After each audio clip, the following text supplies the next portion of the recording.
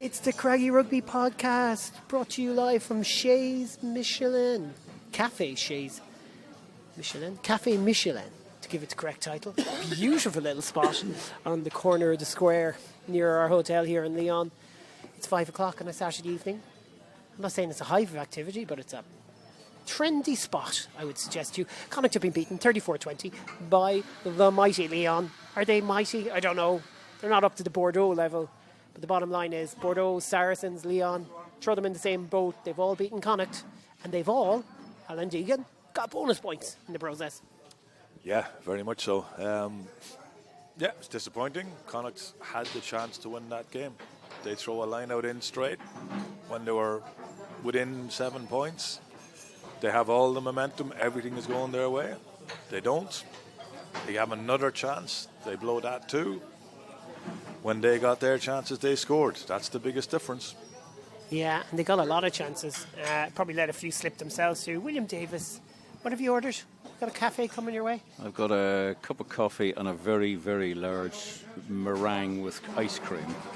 Yeah, you spotted it on another table and you did a I'll have what she's having. Exactly. You can hear the noise. Famous line in a movie a long time ago. Yes, indeed. For very different reasons. Yes. What a disappointment. Yeah, look, it was a good game of rugby. It was very enjoyable. It was end-to-end, a bit mad, what we expected.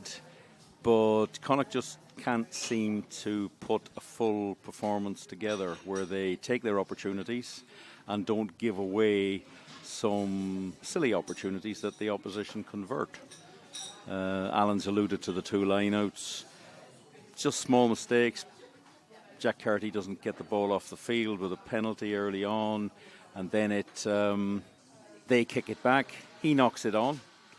Two mistakes, and then they get a scrum and they get a try. And it's a repeat process for Connacht, these problems. And somehow or other, well, if they don't fix it, they're going to run into more problems this season. They've got to find a way to take out those mistakes. At times they play really well and they create stuff and they have finishers and they have Lyon today weren't quite there to be taken, but they certainly were there to be put under pressure. And once they were put under pressure, they didn't play well. They started to get very shapeless.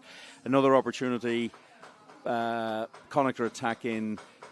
Jack again goes for a cross kick to Smith. He didn't have to cross kick it. All he had to do was actually kick it into just kick it into the in-goal area in that general direction, because Smith had 20 metres on any Lyon player, because their defence had completely concertinaed back on itself. And it's just small things like that, but small is how you win games. Well, I should say we left the Connacht fans in the Stade Garland, bopping along to some questionable music. Get down, get down, get down, get down, get down, get down, get down, get down, come on, get down. It wasn't high class, but anyways, main point is they're having a laugh, and it isn't all doom and gloom. But I think the Connacht team, the Connacht players were a bit down. Do you know what we'll do? We'll take you to the stadium straight afterwards, full-time whistle from our commentary. William first on the roundup on immediately after the game, and then we brought Alan in for his take, and I think that'll give us kind of the raw kind of reaction to the contest. Back to me in a sec. Yeah, well, we've said it a lot this season. That was a bit frustrating. Key moments of the game, Connacht's game management was poor. Three very obvious chances in the second half when they got into the 22, only came away with 3 points. I had no problem with them kicking the penalty, but the two lineouts, one was a mess and one was a throw to the front which just didn't work for them. And the Champions Cup has not been good for Connacht. I think they wanted to use it to be a way of driving the season forward, and actually the season stopped stone dead when they lost to Bordeaux at home 41-5. Saracens was what it was. They got a 4-try bonus point out of it. That's the only point they've had. They've been well enough beaten here today by Lyon. You feel that Lyon are not hugely bothered about this competition, but they can now put it to bed until April. They don't have to think about this. They can go and concentrate on the top 14. Next week they're away at Saracens. I expect they'll send a mixture of starters, a few starters, and a lot of extra players just to fulfill that fixture. Connacht and Bristol on Friday night will depend if we need the Bulls to beat Bristol in Bristol today. And probably deny them a point. Connacht have 1 point and Bristol have 5 points. So realistically, if Bristol get nothing from that game, which is unlikely, but if they do, Connacht is still in the competition. If Bristol get 1 point, Connacht is still in the competition, but needing a bonus point win against Bristol. Yeah. And if Bristol get anything more than 1 point, 2 points, Connacht aren't even in the Challenge Cup this year. They will be playing Bristol next Friday, and it'll be a glorified run out, really, for a few players. It'll be a run out game, which is very disappointing. You don't want to be. This competition isn't set up to be like that. No, but it's only just one team from each group, from 4 groups in the Champions Cup, don't advance progress. to something. So therefore, if you do that, you're finishing somewhere between 21st and 24th.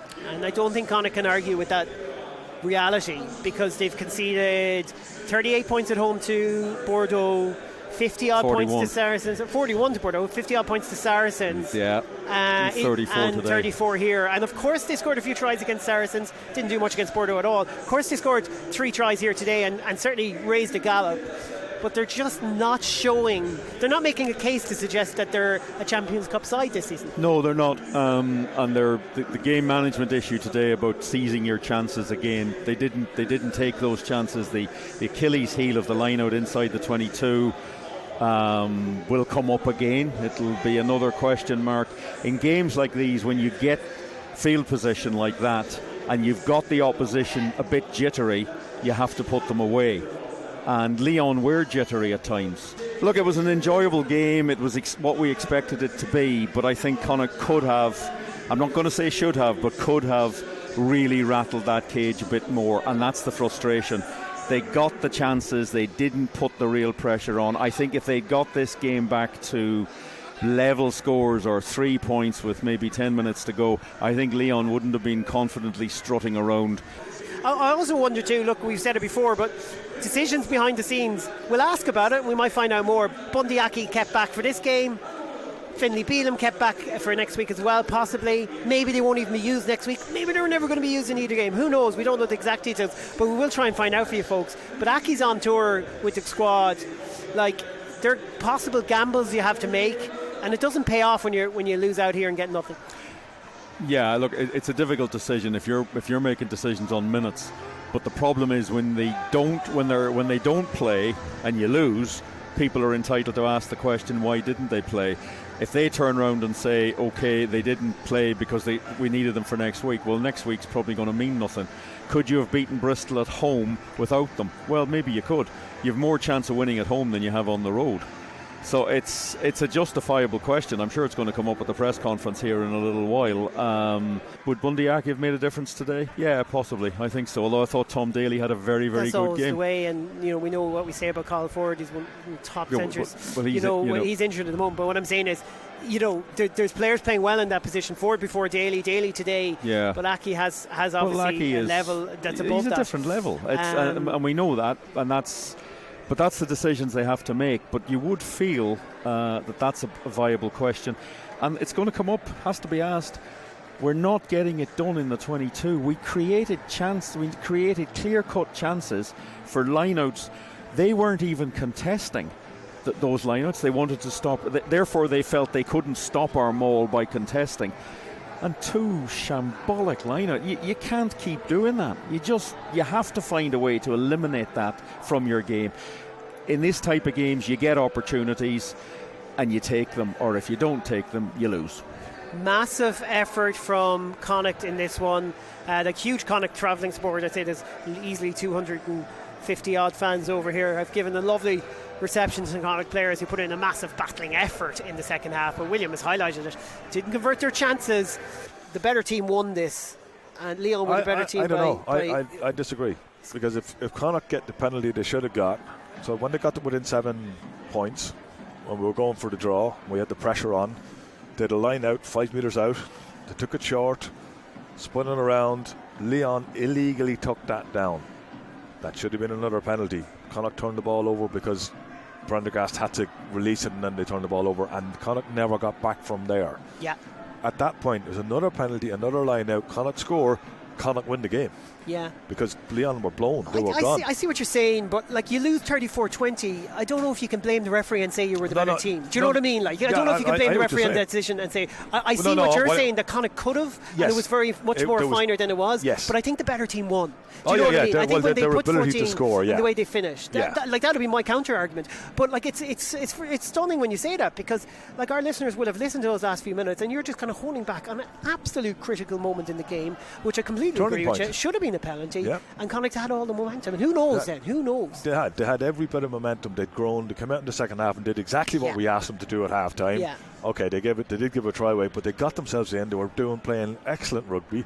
Now you have to remember, Connacht finished the game with what I reckon are only 4 nailed-on starters. Yeah, good shout. Yeah. You know, so now Lyon obviously had maybe 4 nailed-on starters on the field at that stage as well. They had a few more. Well, certainly at the start, we saw that they had about 12 changes from their last home game, but then they're bringing back Berland, and he's a top starter and stuff, and they brought a few guys off the bench. Mershon, fair point. But I think where did it seems like to me quite clear that Connacht lost the game between the 10th minute and the 35th minute of this match, where Lyon scored 20 unanswered. Yes. Connacht are getting dominated at scrum time. Lineouts going astray. Yeah, the scrum was particularly bad, because you cannot win a game if you don't have a scrum.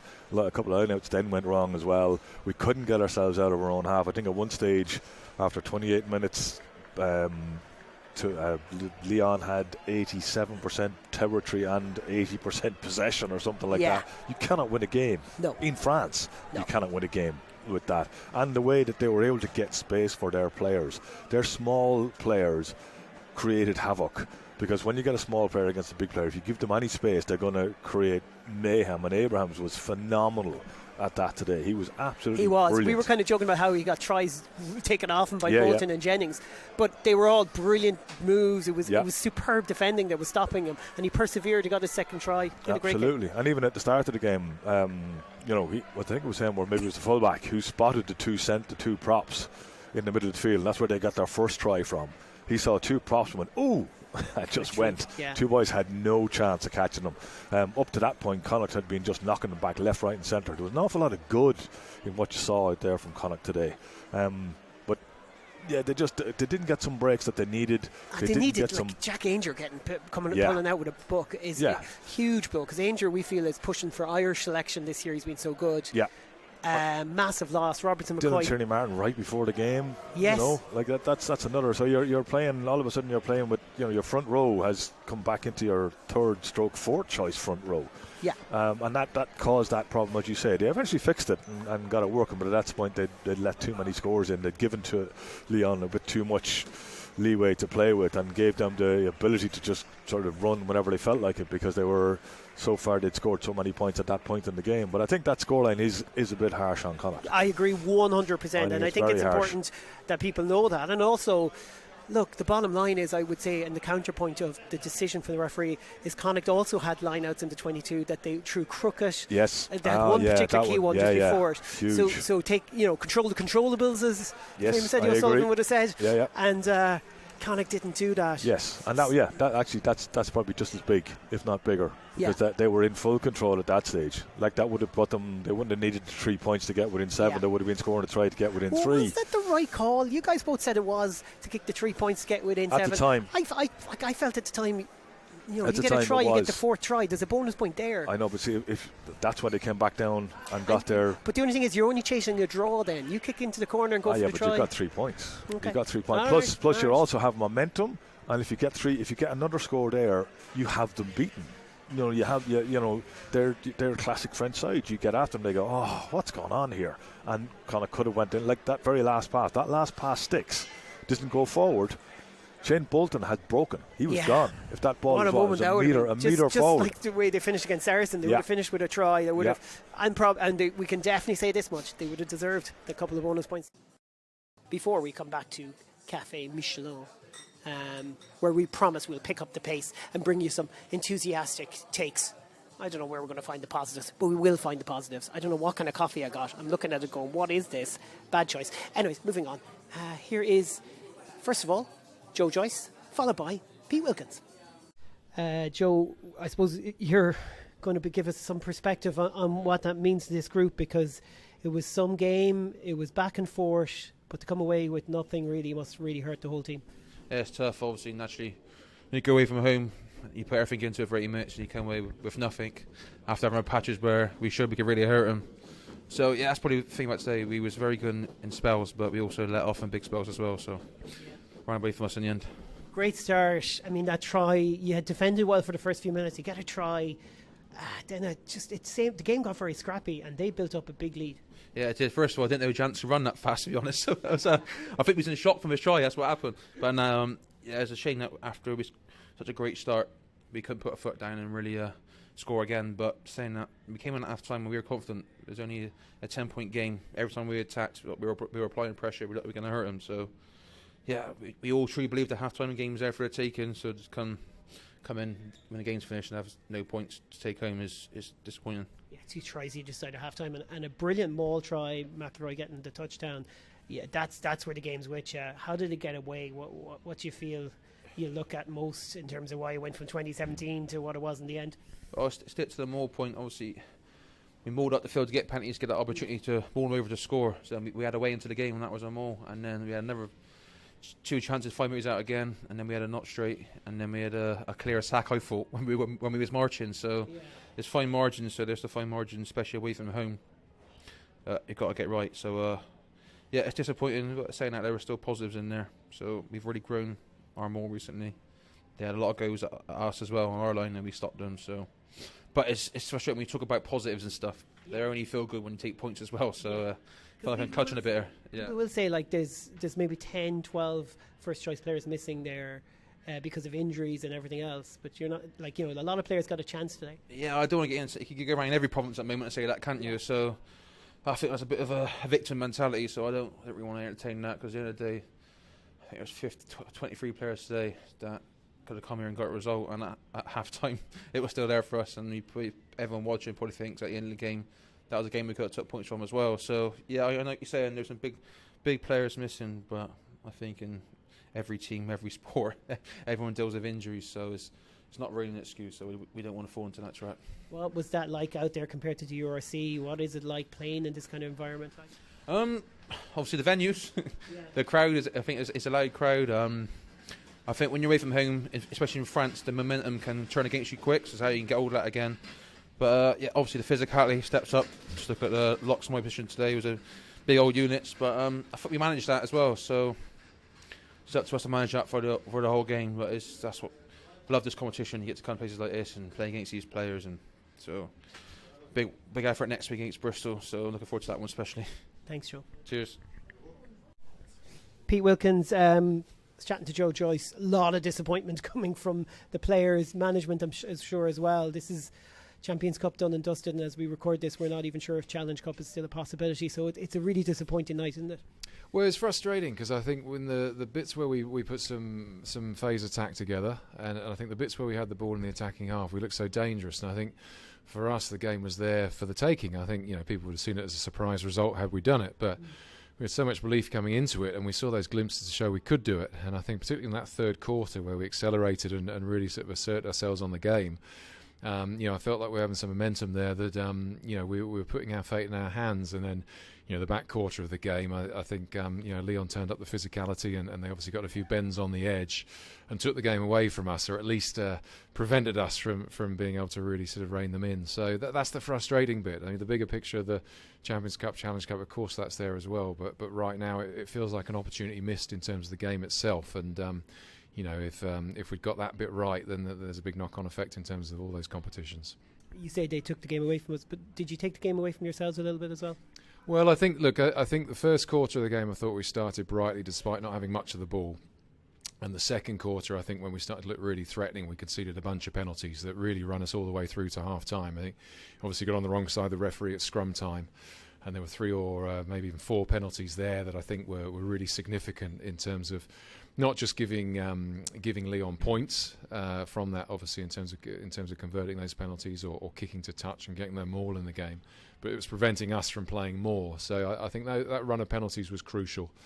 As I said, when we had the ball, we were in good shape. And I think, had we just been a little bit tidier in that second quarter, I think we'd had a real platform to go after them. Because if their score doesn't get out to 10 points, they start to play the game differently, and they're a bit more twitchy, and you can really start to apply some pressure. So there's a frustration there, definitely. So, you come into this game. I'm curious about Bundyaki and Finlay Beelum. Are they decisions that you're making? I know you have to rest them to a certain amount. Did you say this? We'll hold off on this one and go for Bristol, or just talk us through that?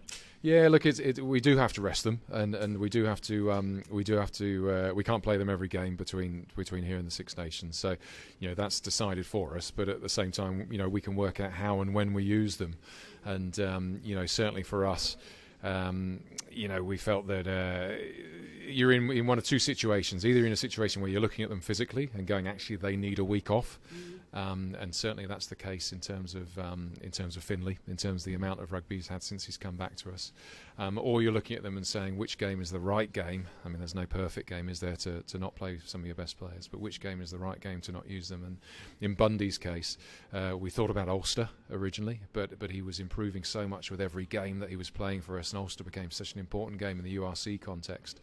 He and we were keen to keep him going. Munster, who's never going to miss, and then it's a choice between Lyon and Bristol, and Bristol being a Champions Cup game at home, regardless of the context of the competition. We want our best possible team out there for that. So it's a process of elimination in some ways. It's not ideal, but at the end of the day, it's about looking after their bodies, and it's about sending them into camp after that Bristol week. We're giving them and the national team the best possible chance of success. You could have done without Jack Ainger pulling up before the game. You could have done without Dylan Tierney-Martin.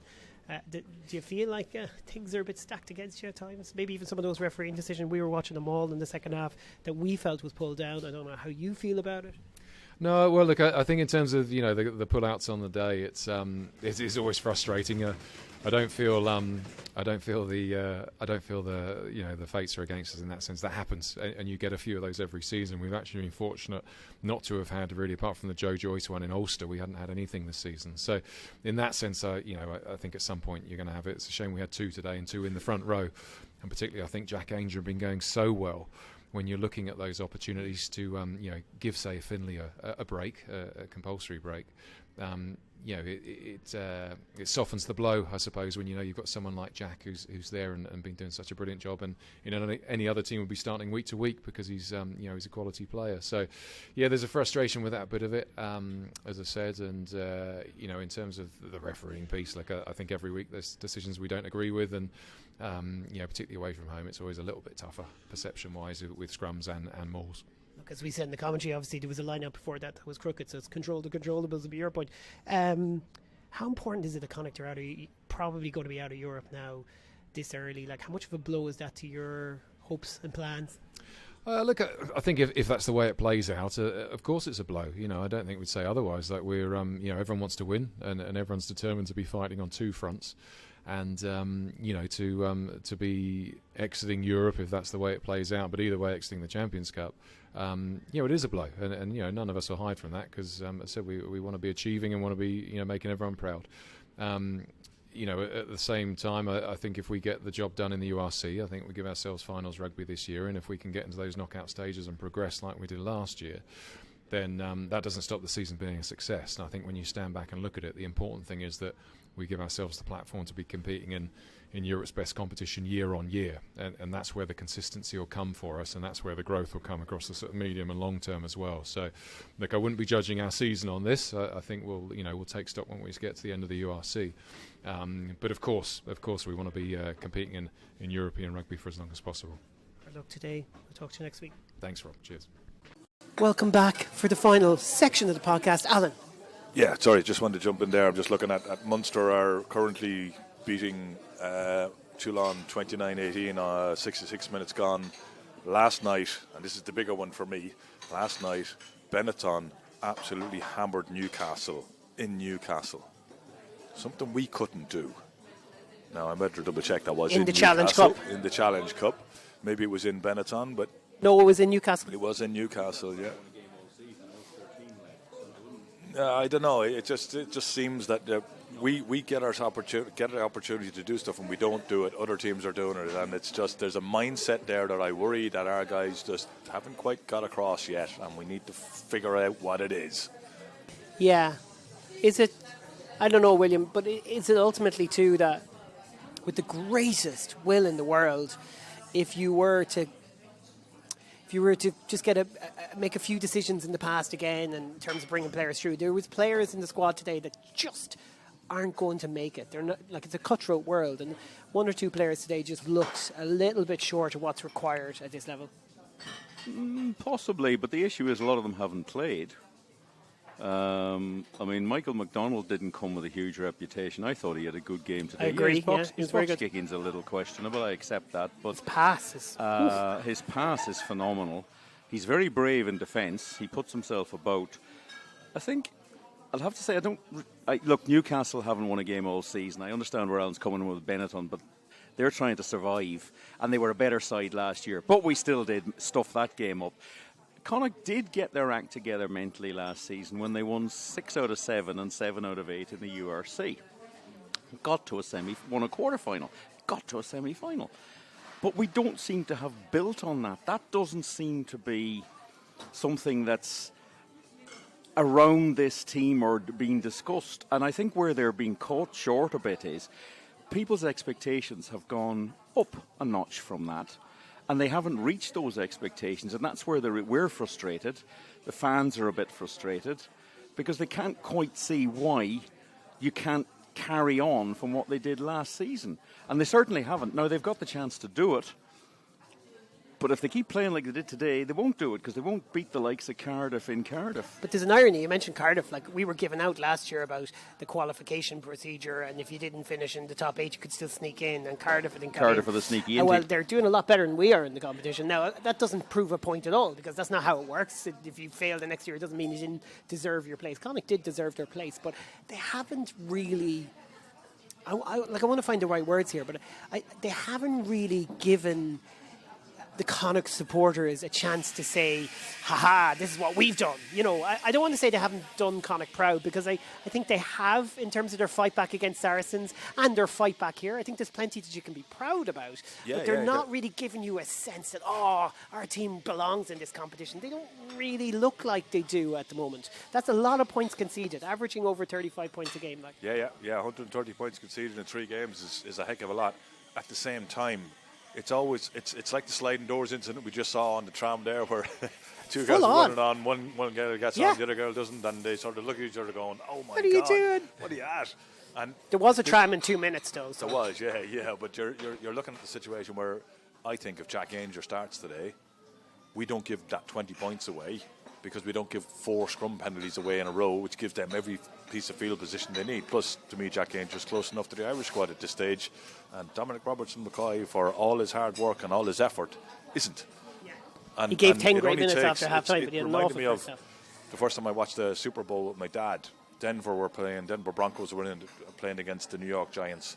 The Giants at the time, a guy called Lawrence Taylor, known as the LT Express. You didn't know he was coming until he hit you. Denver went 10-0 up. Then their left tackle got injured. And I said to my dad, this was like 11 minutes into the game, and I said to my dad, the game's over. He went, what? I said, they've lost their only man who can stop Lawrence Taylor. The game is now over. Doesn't matter what John Elway does. Taylor is going to hunt them down.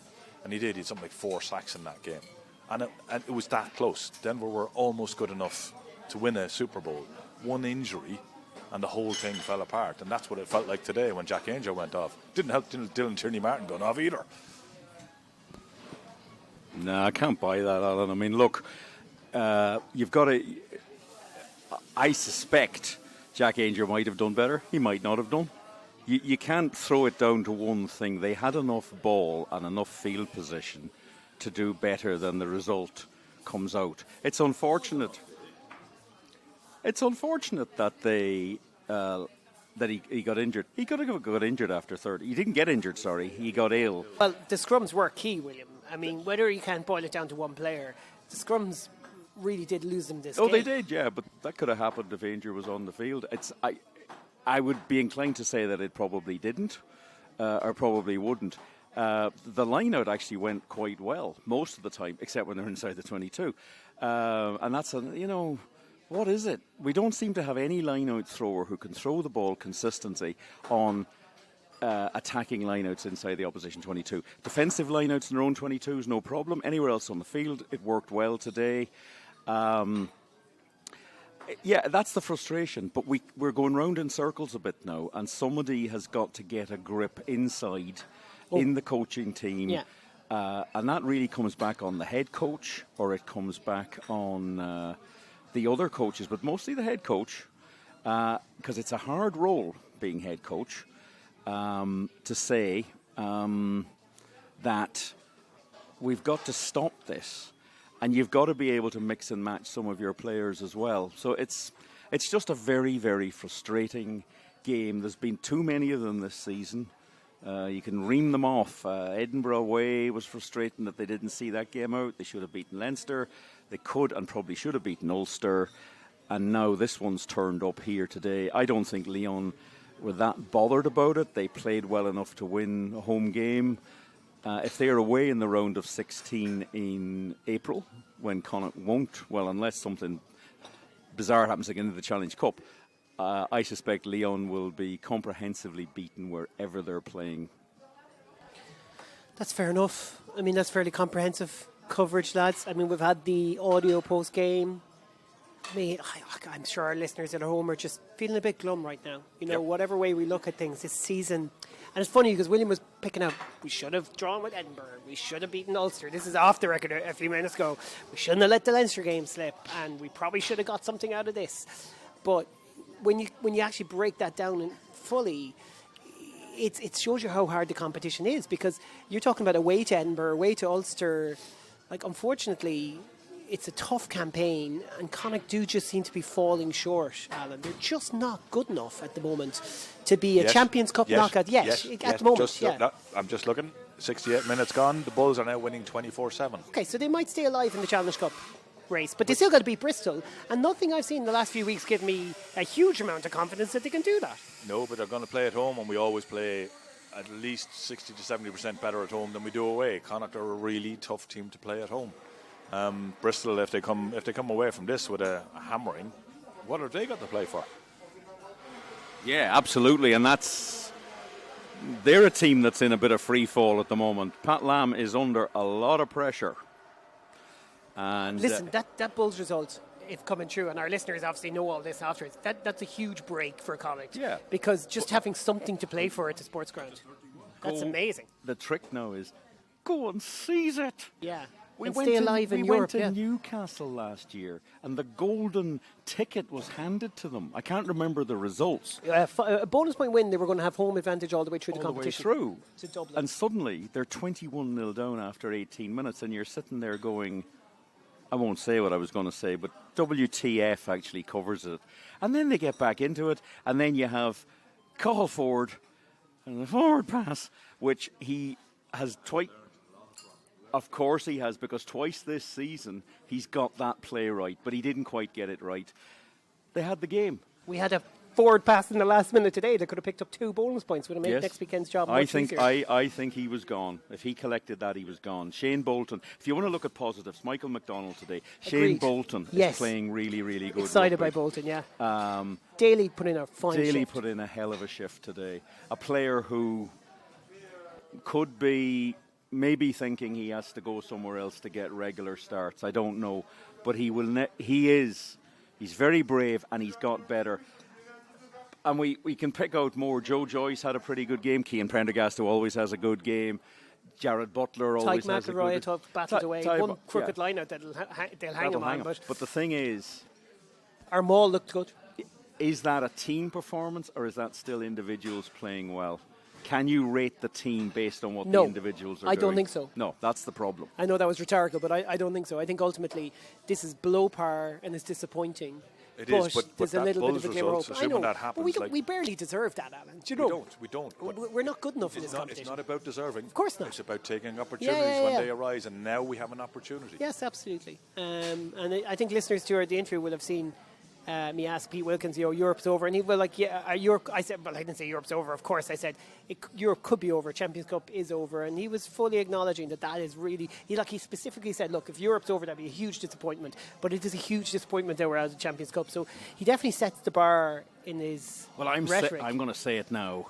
Beat Bristol. Get a round of 16 go. away Here we game. go. 7th of April in the south of France, and I'm right up for it.